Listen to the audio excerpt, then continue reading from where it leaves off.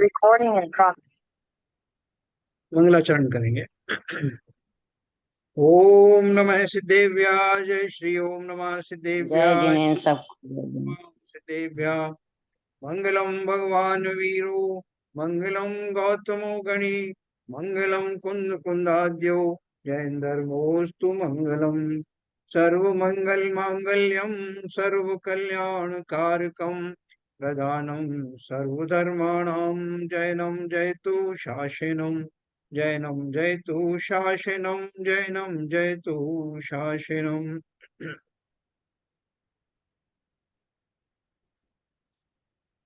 मोक्ष मार्ग प्रकाशक का तीसरा अध्याय हमारा चल रहा है, जिसमें हम गतियों के अनुसार दुखों का वर्णन पढ़ रहे हैं। संसार में चारों गतियों में कैसे कैसे दुख हैं, और उन गतियों में भी विभिन्न लेवल के, जो जैसे तिर्यंच के बारे में हमने पढ़ा, एक इंद्रियों के लेकर के और असंगी पंचेंद्री तक के जो है तिर्यंचों के दुखों का पढ़ा। फिर संगी पंचेंद्री वाल के दुखों का हमने वर्णन पढ़ा। उसमें मनुष्य गति का वर्णन हम वो पढ़ रहे हैं, उसमें आधा हमने पढ़ चुके हैं, जिसमें हमने गर्भ जन्म और वृद्ध वृद्ध अवस्था के होने वाले दुखों के बारे में पढ़ा। यह जान करके ऐसा लगता है कि मनुष्य पर्याय में भी कुछ सार नहीं है। जैसे और पर्यायों में दुख है, ऐसे यहाँ भी दुख है। लेकिन फिर बाद में जो अगला पैराग्राफ हम आज पढ़ने वाले हैं, और अब हम सब जानते भी हैं कि संसार से निकलने में अगर कारगर होने वाली है तो बस मात्र एक मनुष्य पर्याय ही है, जहाँ नियम संयम आदि धारण किए जा सकते हैं, जहाँ सब तरह की चारों दिशाओं के द्वार खुले हुए हैं, हम जहाँ चाहे वहां जा सकते हैं। और हमें बाकी सब दिशाओं का तो अब बोध हो चुका है कि हम सब जगह रहे, सब सभी दिशाओं में गए, लेकिन सच्चा मार्ग मिल न पाने के कारण ऊर्ध्व गति में भी गए तो स्वर्गों तक ही सीमित रहे, और स्वर्ग में भी जहां तक मिथ्या दृष्टि देव जा सकते हैं वहां तक ही गए। लेकिन अब समय आ गया है जब हम मनुष्य गति के वास्तविक गौरवशाली उन शक्तियों के बारे में पढ़ेंगे, जिनके माध्यम से हम अब इस असार संसार से निकलकर मुक्ति के पथ पर स्थापित होने वाले। तो अपन आज वो पढ़ते हैं।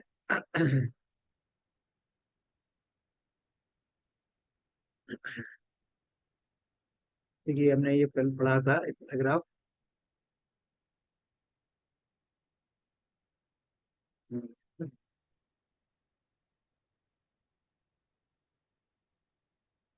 हम बहुत क्या कहें। देखो, यहाँ से अपन ने वो पढ़ा था। कोई कहते हैं कि बाल्यावस्था में दुख थोड़ा है, सो ऐसा नहीं है। किंतु शक्ति थोड़ी होने से व्यक्त नहीं हो सकता। जैसे सबसे सुखी बच्चे हैं होते हैं, लेकिन उनकी उनके तो और दुख जो है इतने छोटे छोटे दुख होते हैं कि और वो कह नहीं पाते, एक्सप्रेस नहीं कर पाते। बाद में व्यापाराधिक तथा विषय इच्छा आदि दुखों की प्रकटता होती है। इष्ट अनिष्ट जनित आकुलता बनी ही रहती है। पश्चात जब वृद्ध हो तब शक्तिहीन हो जाता है, और तब परम दुखी होता है। ये दुख प्रत्यक्ष होते देखे जाते हैं, है ना, हम सब जानते हैं।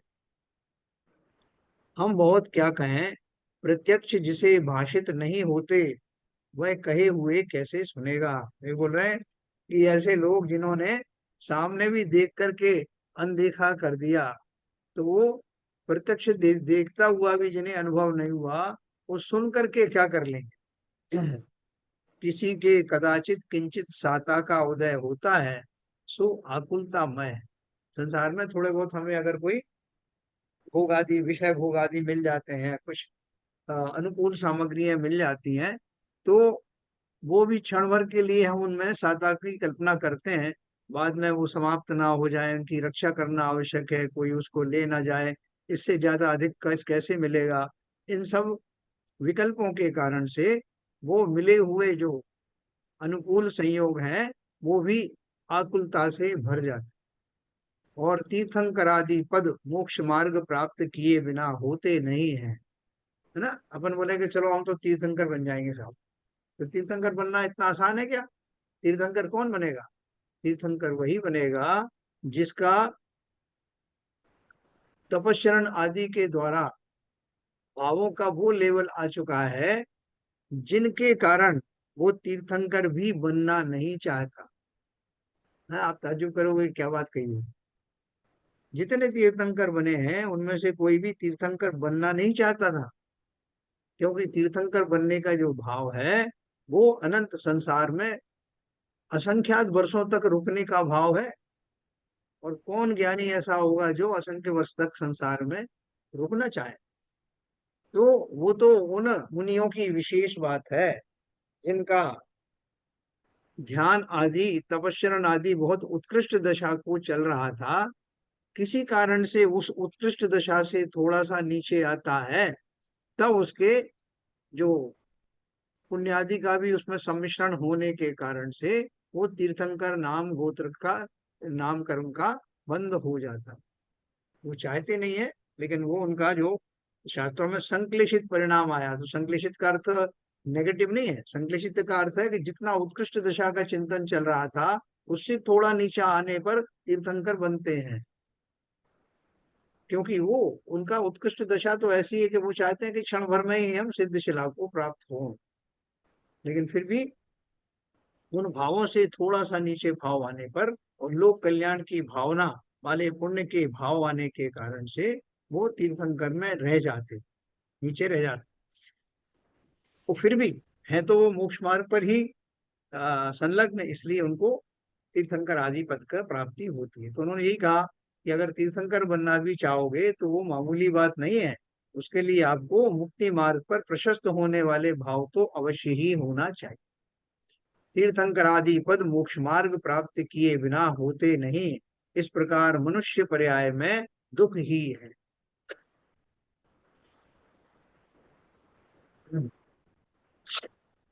एक मनुष्य पर्याय में कोई अपना भला होने का उपाय करे तो हो सकता है। जैसे काने गन्ने की जड़, अपने कल पढ़ा था ना, वह उसका ऊपरी फीका भाग तो चूसने योग्य ही नहीं है, और बीच की पोरें कानी होने से वे भी नहीं चूसी जाती। कोई स्वाद का लोभी उन्हें बिगाड़ो तो बिगाड़ो, परंतु यदि उन्हें बो दे, है ना, काना गन्ना होता है ना, जो बीच में उसमें कहीं कुछ वो आ,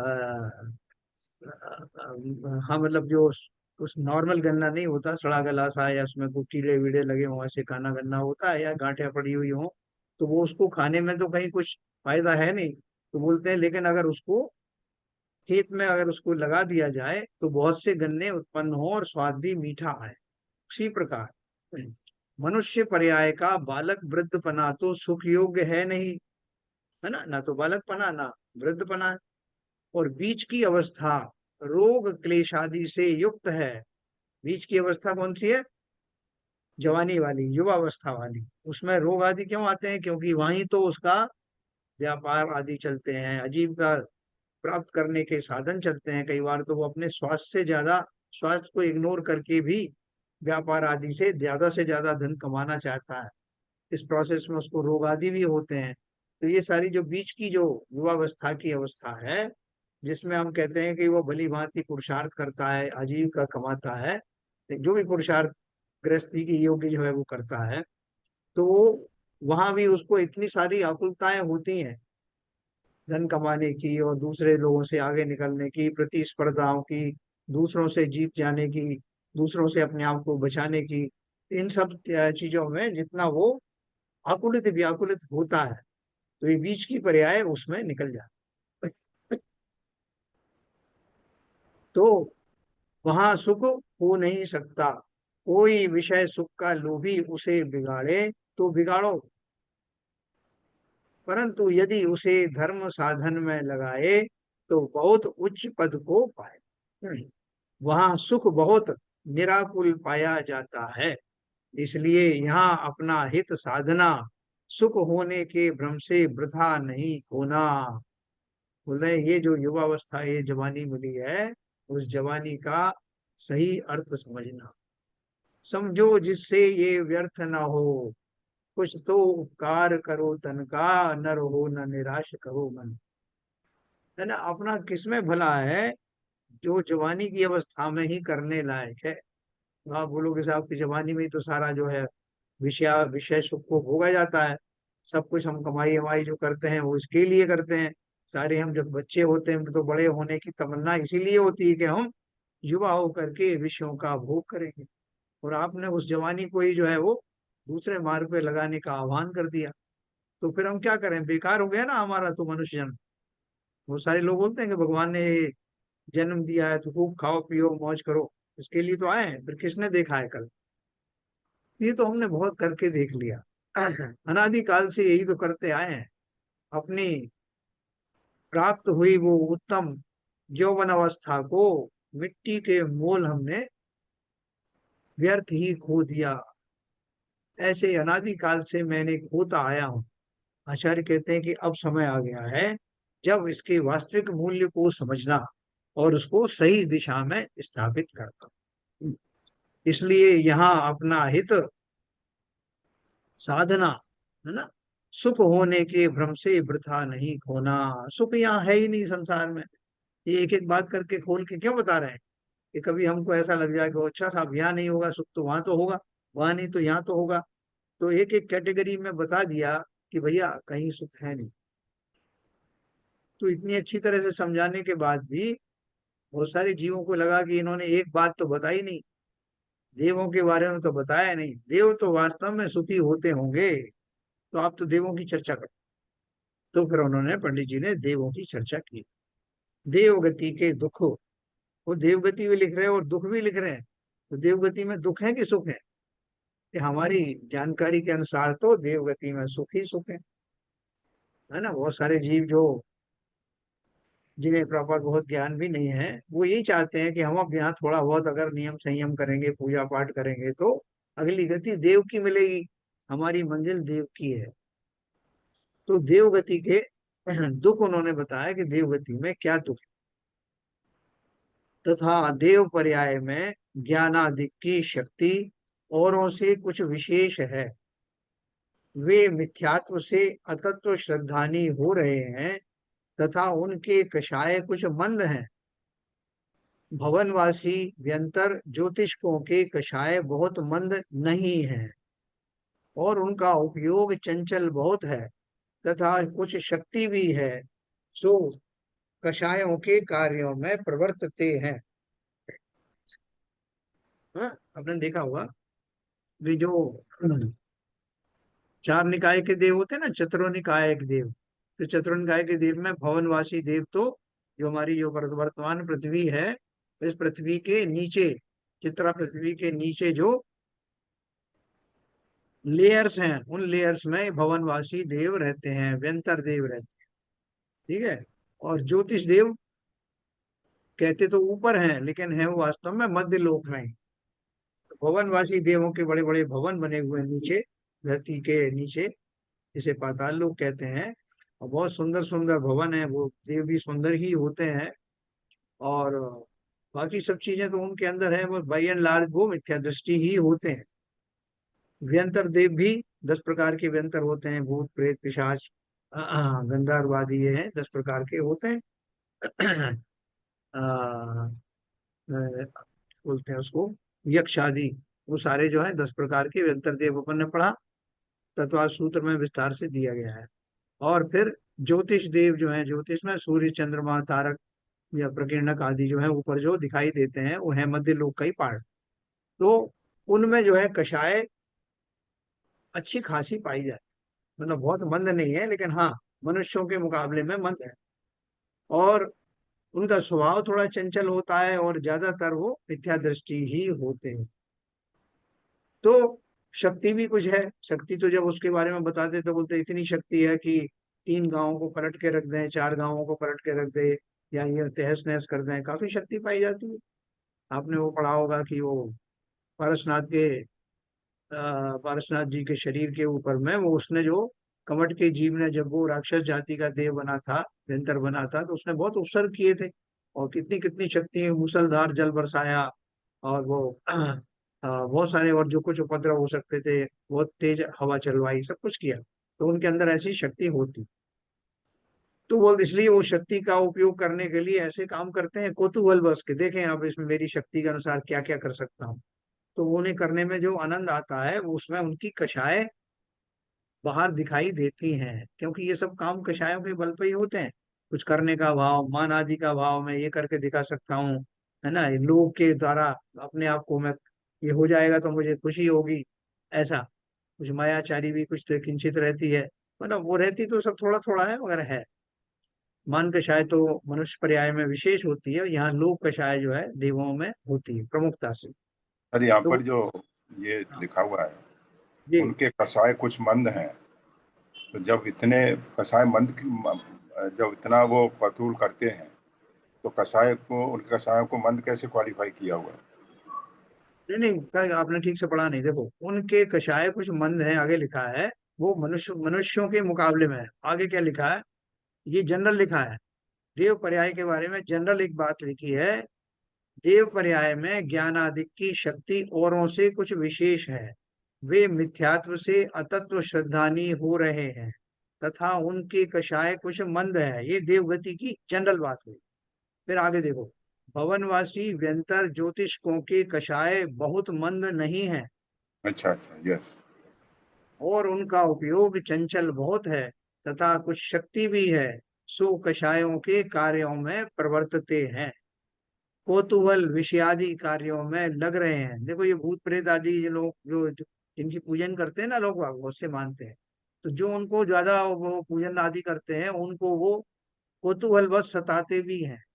ये देखो अभी इसने मेरी पूजा की थी ना, अभी देखो थोड़े दिन तक नहीं की इसने, अब मैं इसको जरा मजा चखाता हूँ, देखें फिर ये क्या करता है।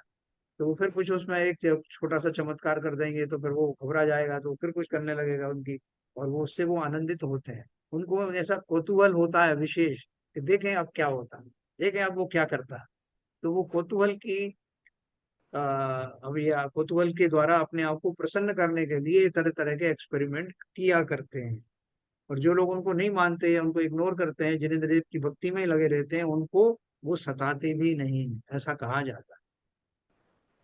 उनका उपयोग बहुत चंचल होता है, तथा कुछ शक्ति भी है, सो कषायों के कार्यों में प्रवर्तते हैं, कौतूहल विषादी कार्यों में लग रहे हैं, और उस आकुलता से दुखी ही है कि अब मैं कुछ करूं, अब मैं मुझे ये करना है, इसको तो अभी कुछ हुआ ही नहीं है सर, अब मैं इसको दूसरा कोई विध्वंसकारी चीज करके दिखाता हूँ, तो उससे ये शायद हो जाए, तो उसमें लगे रहते हैं। ये सारी जो क्रियाकलाप है वो सब आकुलता में ही होती।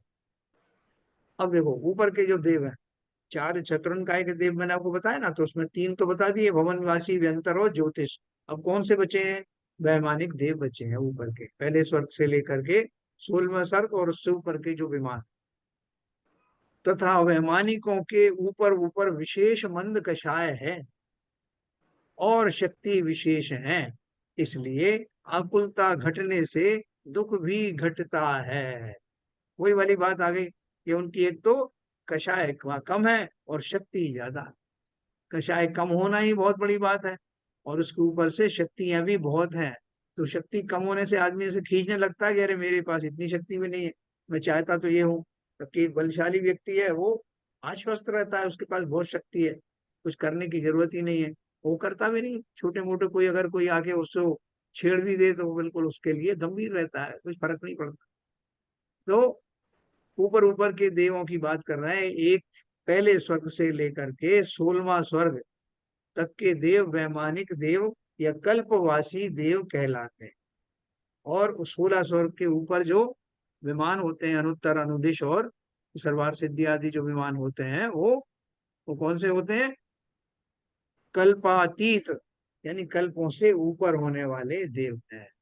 तो आपने पढ़ा होगा सर्वार सिद्धि आदि के बारे में, तो वहां के देव कैसे होते हैं कि वो एक भवावतारी होते हैं, एक भव के बाद ही उनको अगला भव मनुष्य का धारण करके और तपस्चरण करके मोक्ष जाने वाले हैं।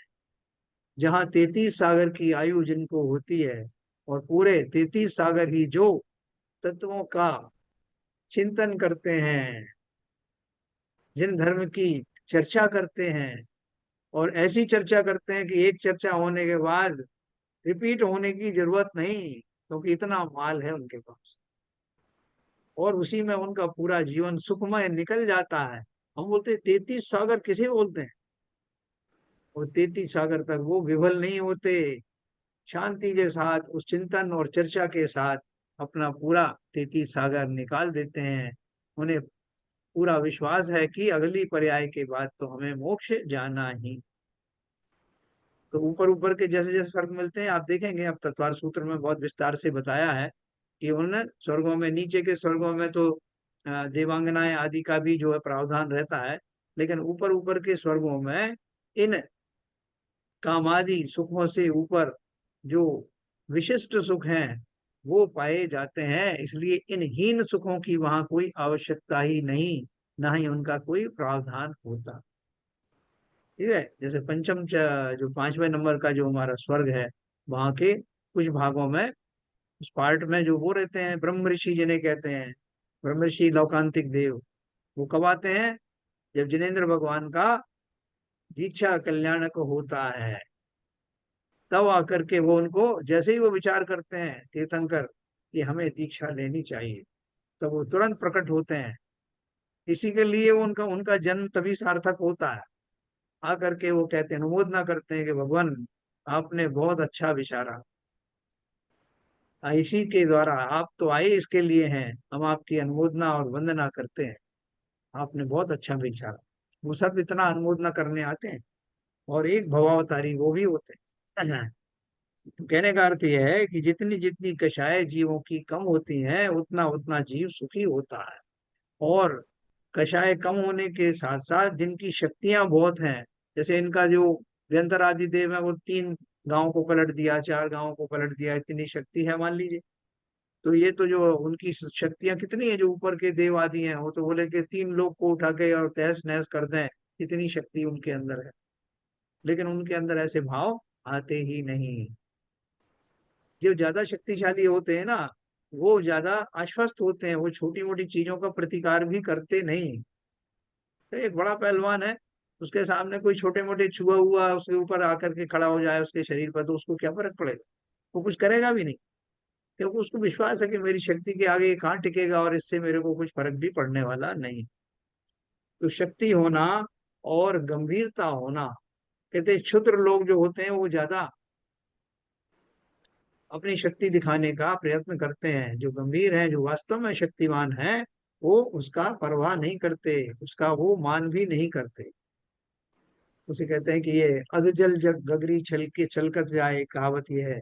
दूसरा कहते हैं कि वो सिक्के आवाज करते हैं, नोट आवाज नहीं करते। ऐसी बहुत सारी कहावतें हैं।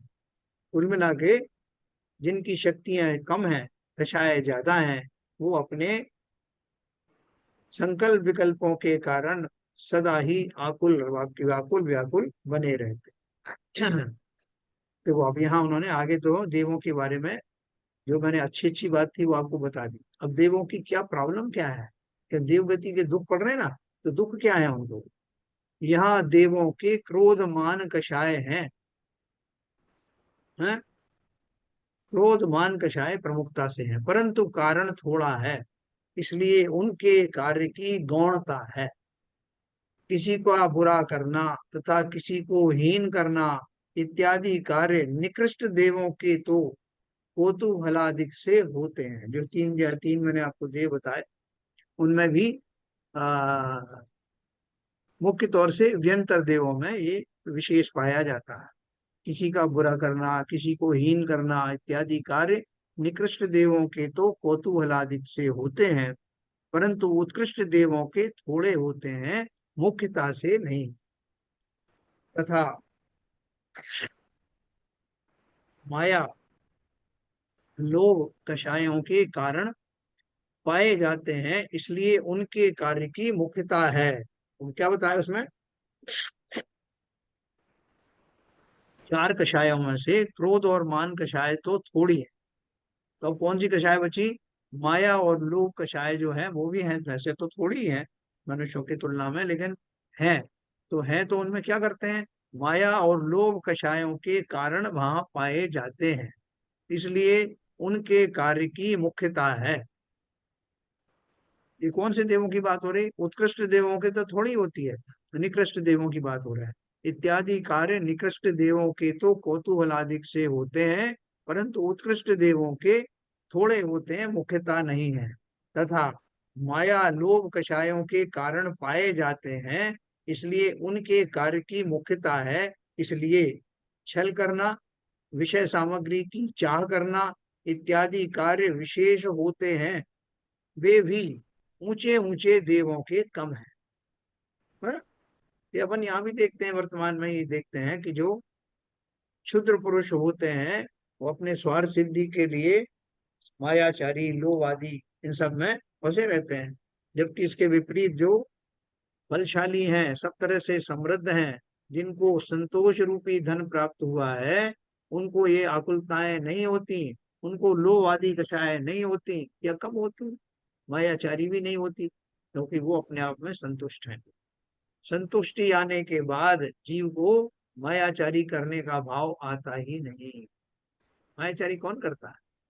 जिसको कुछ पाने की लालसा है, लोभ और वो साथ में चल रहा है ना, पाने की लालसा है, लेकिन सामान्य तौर पर वो प्राप्त नहीं होता दिखता है, तो वो तरह तरह के कपट आदि का प्रयोग करते, तो ऊंचे ऊंचे देवों के वो कम होते, तथा हास्य रति कषाय के कारण बहुत पाए जाते हैं, इसलिए इनके कार्यों की मुख्यता है। तथा देखो, वो देवों के जो भोग आदि होते हैं कि वो कहीं भी जाते हैं और कहीं भी भोग भोग आदि भोगते हैं, कहीं क्रीड़ा करने जा रहे हैं, कहीं समुद्र के किनारे, कहीं नदी के किनारे, कहीं बहुत सारे उनके वहीं पे बहुत साधन होते हैं, स्वर्गों में ही होते हैं सब। तो वहां पर हास्य रति कषाय के कारण बहुत पाए जाते हैं, इसलिए इनके कार्यों की मुख्यता है। जो नौ कषाय हैं, नौ कषायों के द्वारा भोगे जाने वाले भोग, मतलब उनके आश्रय से ये जो उनके भोग आदि हैं वो प्राप्त करने के, बदल बदल करके भोगों को भोगने की ये वृत्तियां बहुत होती हैं। क्योंकि देव गति में तो गए ही इसलिए थे कि उनके पुण्य इतने थे कि उनको कुछ भोग आदि मिलने थे। तो भोग आदि मिलने थे, तो भोग आदि को भोगने के लिए जिस तरह के भाव की आवश्यकता है, वो उस तरह की कषायें, नौ कषायें भी उनके होती हैं। तथा अरति, शोक, भय, जुगुप्सा इनके कारण थोड़े हैं। हास्य रति आदि तो बहुत होती है, भोगने की बात है वहां। अरति, शोक, भय, जुगुप्सा इनके कारण थोड़े हैं, क्योंकि ये जो है, ये कषाय जो है मुख्यतः पाप प्रकृतियां हैं। तो वो पाप प्रकृतियों का उदय देव गति में कम पाया जाता है। ज्यादातर उनको ये इस तरह के जो पॉजिटिव वाली जो कषाय हैं वो पाई जाती हैं। हास्य रति कषाय आदि के जो राग के कारण होते हैं, इसलिए इनके कार्यों की गौणता है। कौन से? अरति, शोक, भय, जुगुप्सा इनके कम होते, तथा स्त्री वेद पुरुष वेद का उदय है और रमण करने का भी निमित्त है नीचे के देवों में, सो काम सेवन करते हैं। ये भी कषाय ऊपर ऊपर मंद हैं, जैसा मैंने आपको बताया। ऊपर ऊपर के स्वर्गों में ये इस तरह के जो है वेद होते नहीं। अहम इंद्रों के वेदों की मंदता के कारण काम सेवन का अभाव है। अहम इंद्र सर्वार सिद्धि के बारे में मैंने आपको बताया। और भी बहुत सारे देवों के, बस नीचे के कुछ स्वर्गों तक ही वो सीमित रहता है।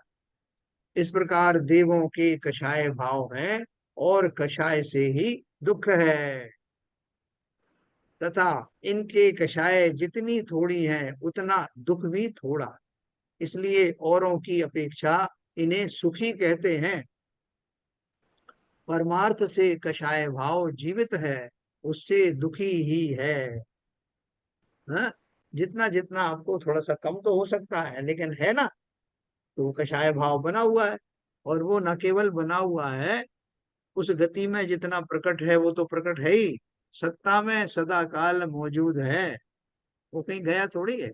आप वहां से निकलो बाहर, फिर देख लेंगे कि कितनी कषाय आपके अंदर अभी भरी हुई है। वो तो उतनी वहां उजागर है। तो बोल रहे हैं परमार्थ से कषाय भाव जीवित हैं। परमार्थ से मतलब निश्चय से उसकी कषाय भाव कहीं गए नहीं। और देव गति में गए हैं, तो देव गति में मंद कषाय उनके उदय में आ रहे हैं। बाकी और उन्होंने क्या क्या इकट्ठा कर रखा है, कचरा कूड़ा कारमान शरीर में, वो तो बना ही हुआ है। क्यों बना हुआ है? क्योंकि उस बीच में कोई निर्जराएं तो हुई नहीं। बहुत सारे जो देव सम्यक दृष्टि भी होते हैं, बहुत से मिथ्या दृष्टि भी होते हैं। कुछ स्वर्गों तक जो है दोनों मिले जुले रहते हैं, और उसके ऊपर कुछ स्वर्गों में सिर्फ सम्यक दृष्टि देव ही पाए जाते हैं। तो सम्यक दृष्टि देव है फिर भी, नियम संयम तो धारण कर नहीं सकते, इसलिए वहां पर वैसी निर्जरा भी नहीं हो सकती जैसी मनुष्य पर्याय में तपश्चरण के द्वारा की जा सकती है। इसलिए बस किसी पुण्य के उदय से देवगति प्राप्त कर ली, लेकिन कचरे का बॉक्स तो भरा पड़ा है। वहां तो उनको मौका ही नहीं मिला खाली करने का। इसलिए सम्यक दृष्टि देव तो बहुत बेचैन रहते हैं कि कब मनुष्य बनूं और कब मुनि पद धारण करूं और अपना इस कचरा बॉक्स को खाली कर दूं, निर्जरित कर दूं। तो देखो, परमार्थ से कषाय भाव है, मतलब देवगति हमारी कोई अल्टीमेट गति नहीं है, क्योंकि वहां पर तो पुण्य के उदय से हमें वो देवगति मिल गई है जहां हमारे कषाय अभी मंद है। तथा वेदनी में साता का उदय बहुत है। वेदनी कर्म की अगर बात करें तो कौन सा वाला उनका वेदनी चल रहा है? साता। साता वेदनी है ना, तो उसका उदय बहुत है। वहां भवनत्रिक को थोड़ा है, वैमानिकों के ऊपर ऊपर विशेष है। जो भवनवासी देव हैं, ज्योतिषी देव हैं, या आपके व्यंतर देव हैं, ये तीन है ना भवनत्रिक, और चौथे तो वो भवनवासी, ये अपना ये कल्पवासी देव है। तो ये भवनत्रिक को तो साता का उदय कम है, वैमानिकों के ऊपर ऊपर विशेष है। जो जो ऊपर से ऊपर के देव बनते जाते हैं उनको साता वेदनी कर्म का उदय ज्यादा है। इष्ट शरीर की अवस्था, स्त्री महल आदि सामग्री का संयोग पाया जाता है, तथा कदाचित किंचित असाता का भी उदय किसी कारण से होता है। वह निकृष्ट देवों के कुछ प्रकट भी है, परंतु उत्कृष्ट देवों के विशेष प्रकट नहीं है। असाता का जो उदय है, वो बोलते हैं कि वहां बहुत ज्यादा देवगति में नहीं होता, क्योंकि देवगति यही मानी जाती है कि साता के उदय में ही, पुण्य के उदय में ही देवगति मिलती है। तो उसमें भी कैटेगरीज उन्होंने बताई हैं कि जो नीचे जाति के जो देव होते हैं, उनके कभी कभी असाता का कुछ उदय होता है, लेकिन बाय एंड लार्ज तो साता का ही उदय बना है। अभी उनमें असाता का उदय क्या हो सकता है? असाता का उदय ये हो सकता है कि अपने से ज्यादा रिद्धि वाले देव को देख ले, उनकी रिद्धियों को देख के उसके अंदर में ईर्ष्या के भाव आ जाते हैं, जेलसी आ जाती है, तो उससे आकुलित व्याकुलित होने लगते हैं। और वो जो हमारा मंदार माला मुरझाने का प्रसिद्ध बात है, 6 महीने जब रह जाते हैं उस आयु में शेष, तब वो मंदार माला, जो कि इस बात का लक्षण है कि अब देवगति जाने वाली है, उन लक्षणों को देख करके मिथ्या दृष्टि जीव तो देव तो बहुत दुखी होते हैं, विवल हो जाते हैं। सम्यक दृष्टि देवों को नहीं होता, तो सम्यक दृष्टि पना फिर किस बात का? तो यह निकृष्ट देवों के कुछ प्रकट भी है, परंतु उत्कृष्ट देवों के विशेष प्रकट नहीं है। तथा आयु बड़ी है। कितनी आयु होती देवगति की? 10,000 से मिनिमम शुरू होती। आयु बड़ी है, जगन्य आयु 10,000 वर्ष और उत्कृष्ट आयु 31 सागर है ना। इससे अधिक आयु का धारी मोक्ष मार्ग प्राप्त किए बिना नहीं होता। सो इतने काल तक विषय सुख में मग्न रहते हैं। ठीक है, मोक्ष मार्ग प्राप्त किए बिना नहीं रहता, मतलब मोक्ष मार्ग हो गया तो फिर जो आयु मिलने वाली है वो आयु कैसी है, वो आप बताता हूँ आपको। इससे अधिक आयु का धारी मोक्ष मार्ग प्राप्त किए बिना नहीं होता। सो इतने काल तक विषय सुख में मग्न रहते हैं, तथा नाम कर्म की देवगति आदि सर्व पुण्य प्रकृतियों का ही उदय है, इसलिए सुख का कारण है। और गोत्र में उच्च गोत्र का ही उदय है, इसलिए महंत पद को प्राप्त है। सर्वार सिद्धि का जो देव है, 33 सागर की आयु मैंने आपको उसको बताई, और वो मोक्ष मार्ग में स्थापित ही है, जिसका मोक्ष जाना निश्चित है। तो ये बाकी के जो देव हैं उनका हो सकता है कि और एक आध भाव और बीच में लगता है उतनी, जबकि सर्वार सिद्धि के देव का तो एक भावावतारी होते हैं। और हमने क्या पढ़ा? नाम कर्म की देवगति आदि सर्व पुण्य प्रकृतियों का ही उदय है, इसलिए सुख का कारण है। और गोत्र में उच्च गोत्र का ही उदय है, इसलिए महंत पद को प्राप्त है। हम और आपका कौन सा गोत्र है? उच्च गोत्र है कि नीचा गोत्र है? हाँ, बताओ भाई आरपी जन साहब, कौन सा गोत्र प्राप्त है हमें? हम भी महंत हैं क्या? मेहनत से कम नहीं है, इस तरह के कुल में जन्म लिया है तो मेहनती है। हाँ, बिल्कुल सही कहा। लेकिन हमारा जो उच्च गोत्र है, उस उच्च गोत्र के अनुसार हमें अपने आचरण को करना होगा, वरना तो उच्च गोत्र को नीच गोत्र बनने में कितना टाइम लगता है। अगर मैं अपने आचरण पर आ जाऊं, एकदम निकृष्ट आचरण में चला जाऊं, तो लोग बोलेंगे कि एक एक तुच्छ व्यक्ति था, वो पता नहीं किस कुल का था, किस खानदान का था, उसने ऐसा ऐसा किया। तो सीधे हमारे कृत्यों से ही हमारा गोत्र डिसाइड कर लिया जाता है। इसलिए अगर बाई डिफॉल्ट हमें, जिन्हें उच्च कुल कहा जाता है, वहां हमें जन्म मिला है, तो अपने कुल की मर्यादा बनाए रखना, इसी का नाम स्वाभिमान है। हम घमंड को भी स्वाभिमान कह देते हैं। स्वाभिमान क्या है? ओ, मैं जिस कुल में जन्मा हूं, उस कुल में ये कार्य शोभा नहीं देता, इस कुल में यही किया जाता है, मैं इससे विपरीत कार्य नहीं करूंगा, ये स्वाभिमान है। जब तक ऐसा स्वाभिमान हमारे अंदर विद्यमान है, तब तक हम उच्च गोत्र वाले हैं। तो ये विशेष बात ध्यान रखना। इस प्रकार इनको पुण्य उदय की विशेषता से इष्ट सामग्री मिली है, और कषायों से इच्छा पाई जाती है, इसलिए उसके भोगने में आसक्त हो रहे हैं। परंतु इच्छा अधिक ही रहती है, इसलिए सुखी नहीं होते। जो भोग मिले हुए हैं, उनकी फिर आदत पड़ जाती है कि काश ये भोग ही निरंतर मिलते रहें। मिथ्या दृष्टि तो बहुत ज्यादा, उसमें ज्यादा रम जाते हैं। जबकि सम्यक दृष्टि जीव जानते हैं कि संयोग है, मिले हैं, लेकिन किंचित उनके भी चूंकि कषाय है, सम्यक दृष्टि होने के बाद अनंतानुबंधी ही तो फर्दर टाइमिंग गई है। अभी बाकी के तो कषाय बाकी हैं, चारित्र मोहिनी बाकी है। तो इसलिए उनको भी कष्ट तो दुख तो होता है। भोगने में आसक्त हो रहे हैं, परंतु इच्छा अधिक ही रहती है, इसलिए सुखी नहीं होते। उच्च देवों को उत्कृष्ट पुण्य उदय है, कषाय बहुत मंद है, तथापि उनके भी इच्छा का अभाव नहीं होता, इसलिए परमार्थ से दुखी ही हैं। अब वो लोग साहब ने इतना बढ़िया सरवार सिद्धि के देवों का, उनका सबका वर्णन किया, तो उनको क्या दुख है? तो पूरी चर्चा करते रहते हैं 33 सागर तक, फिर उन्हें दुख क्या है? उनकी इच्छाएं क्या है? अभी उनकी चारित्रिक दुर्बलताएं तो बनी हुई है ना।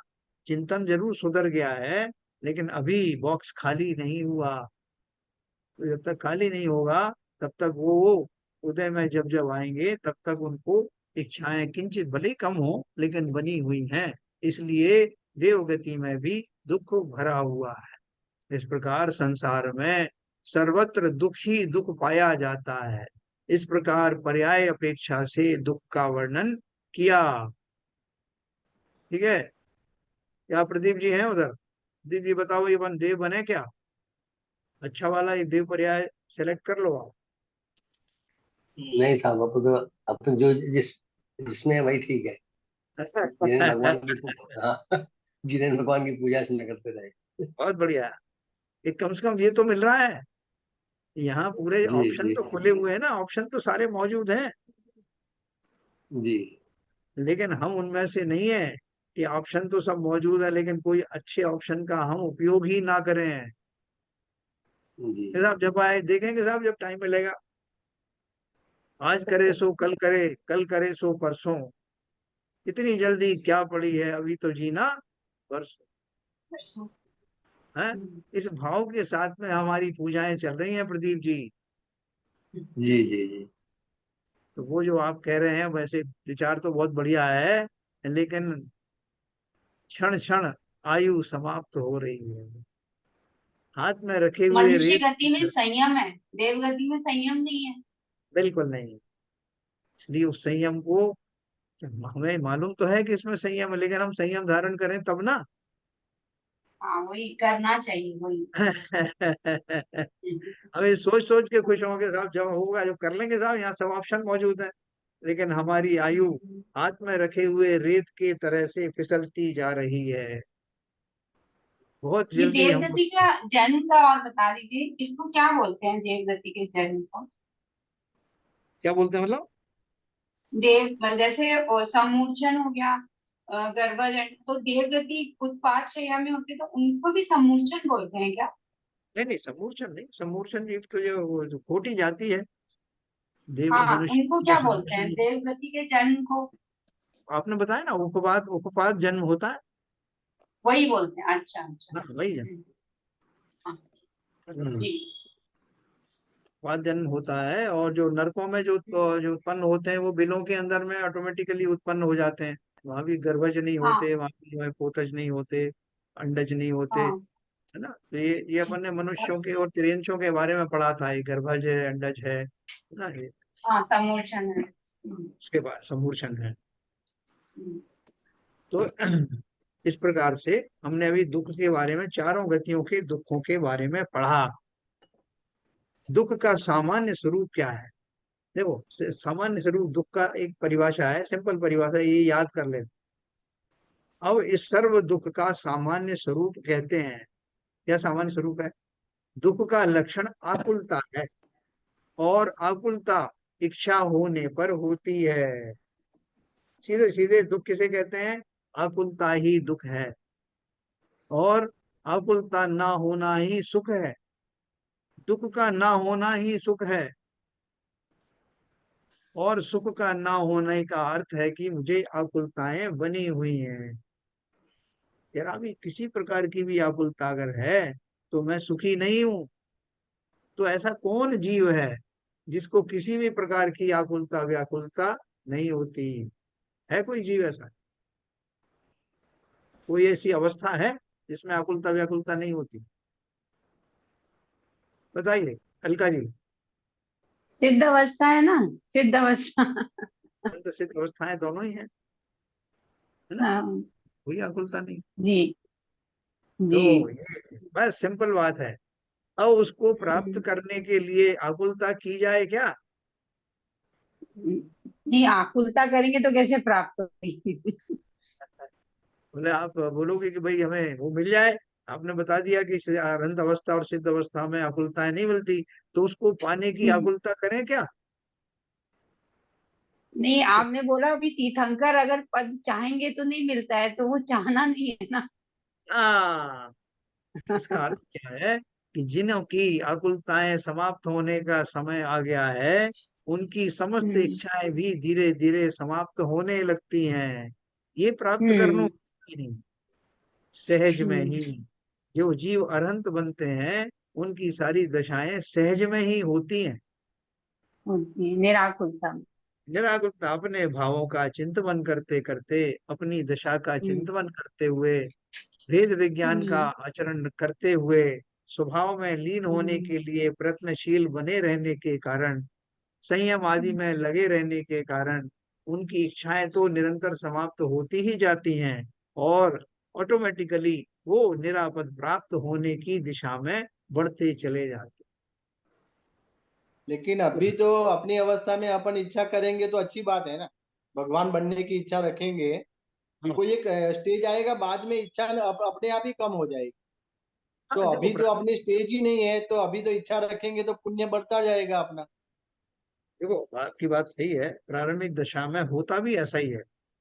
हम अगर बहुत उच्च कोटि का चिंतन भी अगर कर लेंगे साहब कि मुझे कोई इच्छाएं नहीं करनी, तब भी वो भूमिका के अनुसार तो इच्छाएं आती हैं, है ना। लेकिन हमें एक टारगेट जरूर रखना है मन में। जैसे मुझे भगवान बनना है, तो भगवान बनना है तो ये इच्छा खाली इच्छा करने मात्र की नहीं है। भगवान बनने का पूरा मुझे मैकेनिज्म पता होना चाहिए कि भगवान का अर्थ क्या है, भगवान किस दशा का नाम है, उस दशा में मैं कैसे पहुंचूंगा। ये कोई ऐसी पोस्ट तो है नहीं जहाँ मुझे एप्लीकेशन देनी है और जहाँ मुझे लोगों से आगे निकलना है, इंटरव्यू देना है, वो सब तो है नहीं।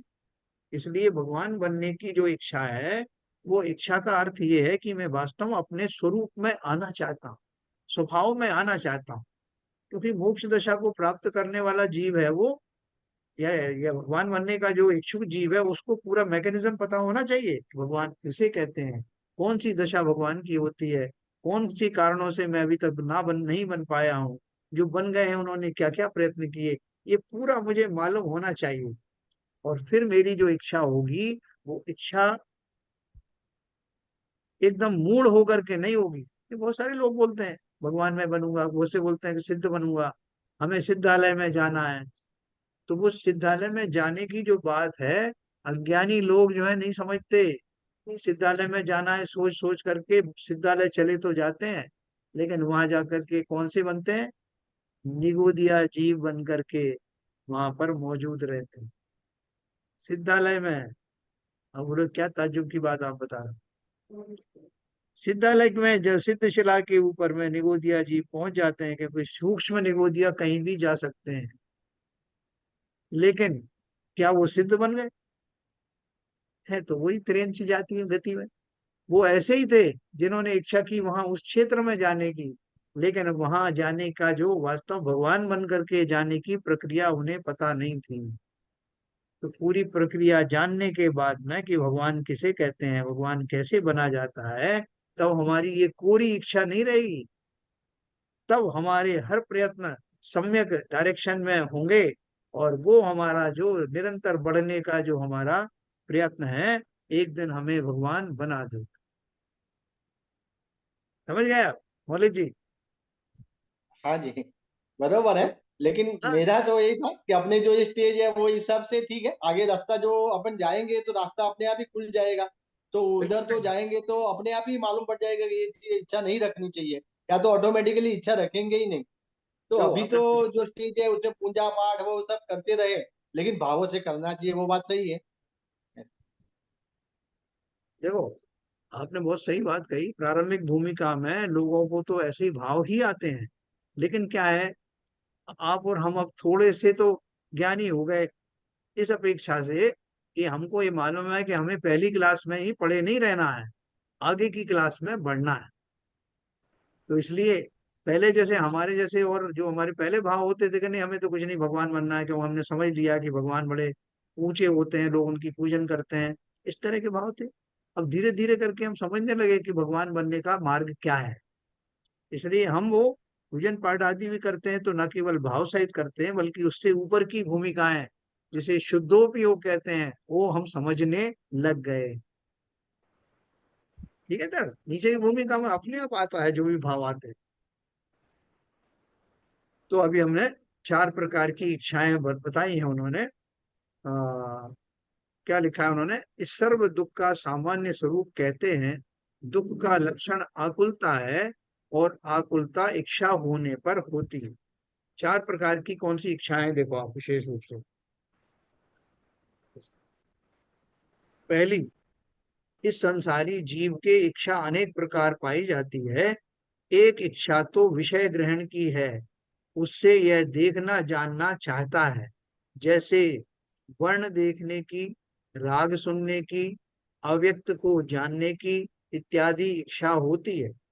वहां अन्य कोई पीड़ा नहीं है, परंतु जब तक देखता जानता नहीं है तब तक महाव्याकुल होता है।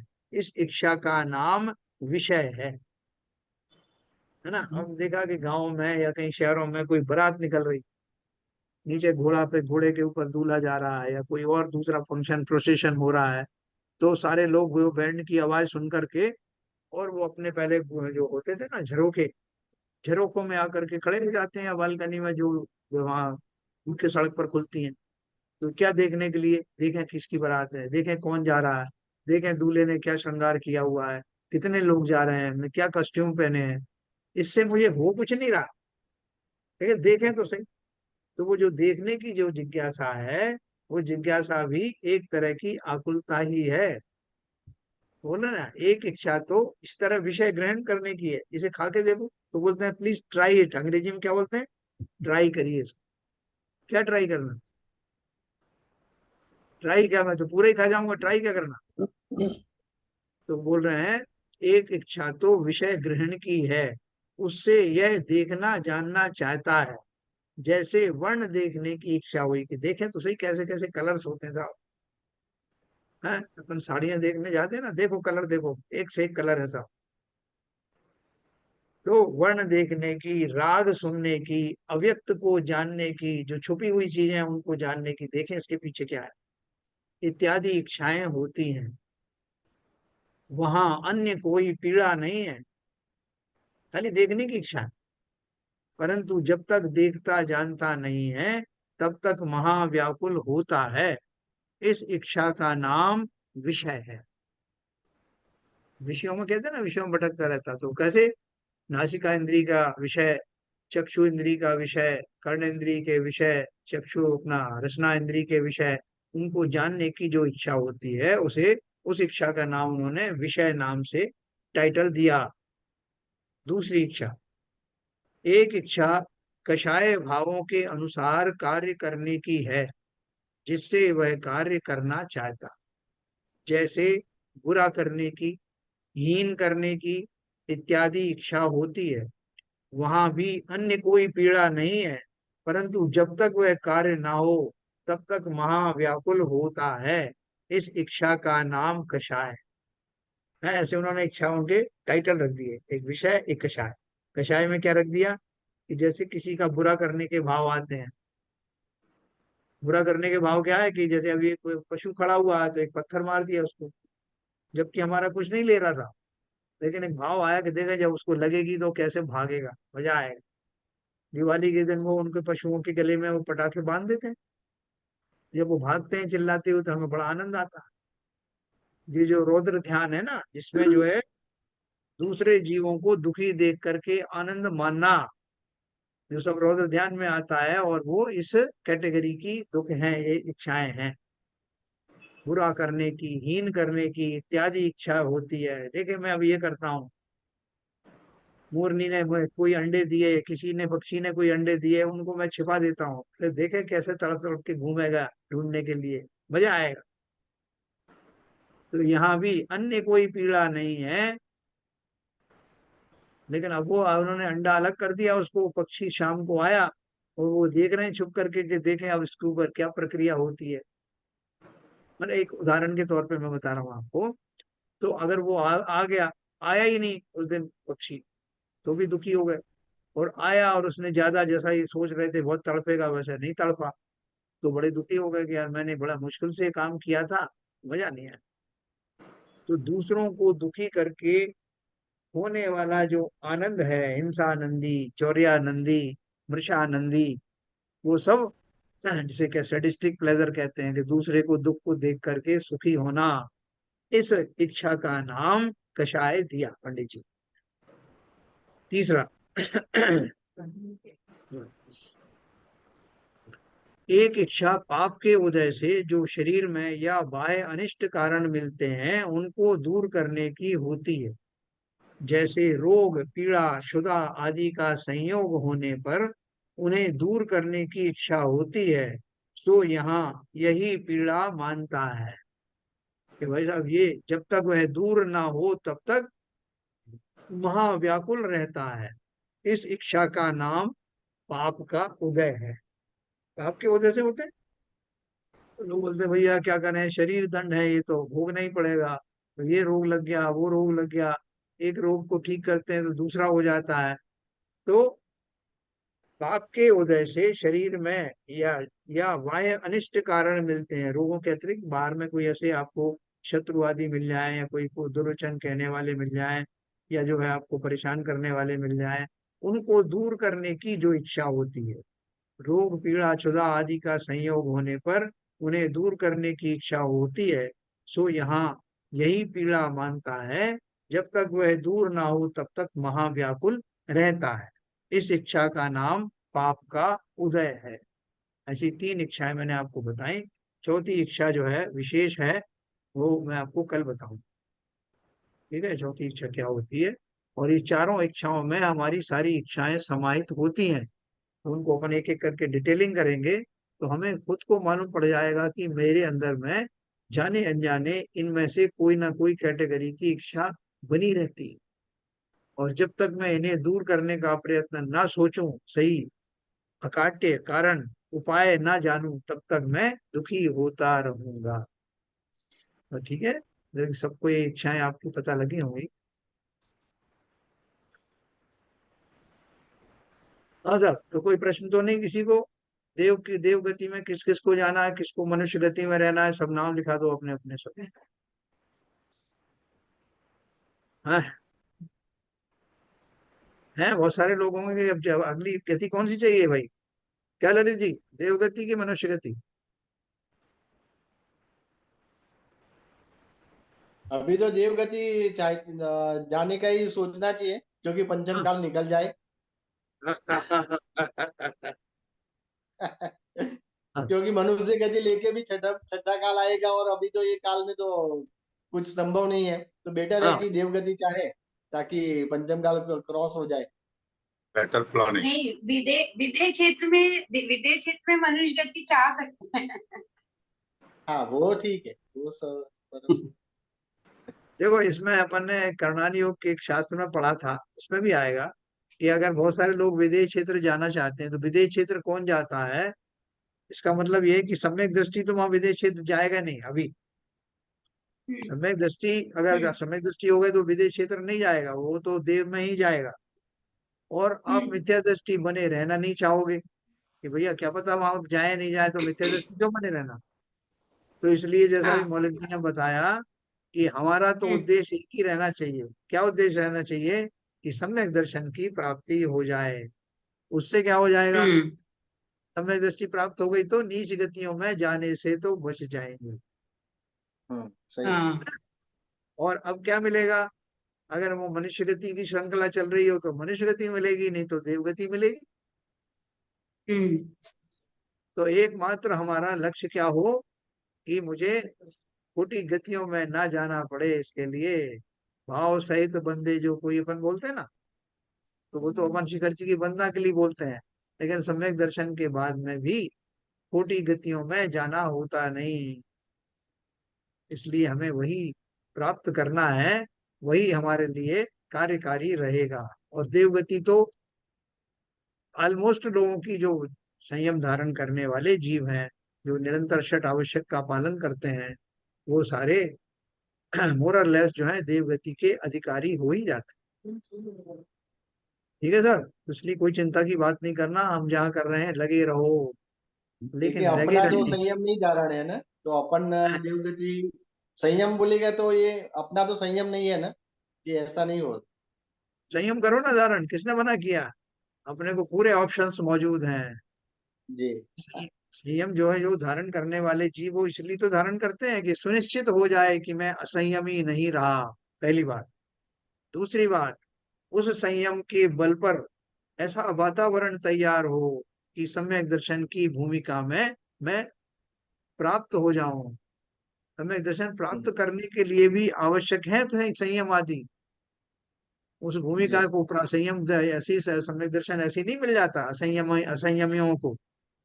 हम्म। लाइफ में डिसिप्लिन हो, जिनको कैसे कहाँ कहाँ मेरे द्वारा कषाय उत्पन्न होते हैं, किससे कैसा व्यवहार करूं, मेरे द्वारा व्यर्थ में निरर्थक हिंसाएं ना हो, दूसरों को मैं जी ना दुखाऊं, मेरे कारण लोगों में क्षोभ उत्पन्न ना हो, ऐसे भावों का धारण करने वाला ही तो सम्यक दर्शन प्राप्त कर सकता है।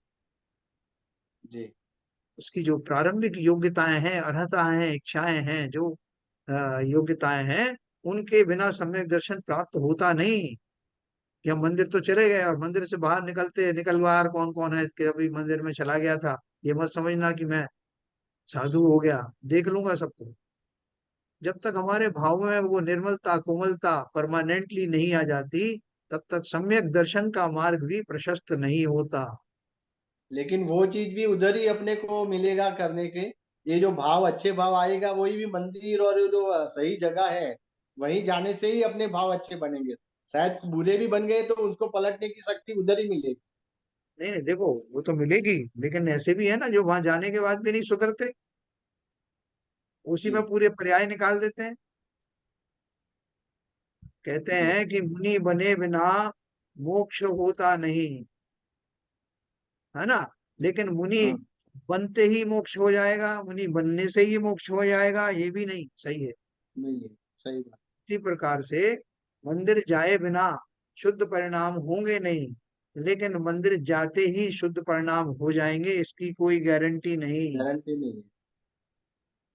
इसलिए संतुष्ट मत हो जाना ये सब मान के कि मैं रोज मंदिर आता हूँ, दो चार पूजन पढ़ता हूँ, चला जाता हूँ, छोटे मोटे नियम भी धारण कर लेता हूँ। जब तक उस जाति की योग्यता प्रकट नहीं होगी, तब तक सम्यक दर्शन नहीं हो। ठीक है सर। पदमचंद जी, बहुत दिन बाद दिखाई दिए, आप कहीं बाहर चले गए? अनम्यूट करिए, अनम्यूट, अनम्यूट करिए, आपका भी म्यूट है ये आपका।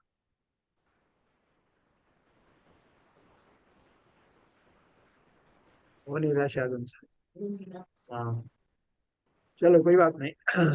तो चलिए कल अपन फिर मिलेंगे, समय हो गया जिनवाणी स्तुति का।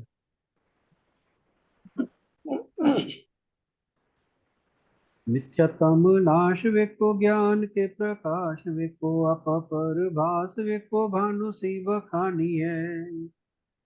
जय हो द्रव्य जान वेको बंध विधि भान वेको स्वपर पिछान वेको परम प्रमाणी है।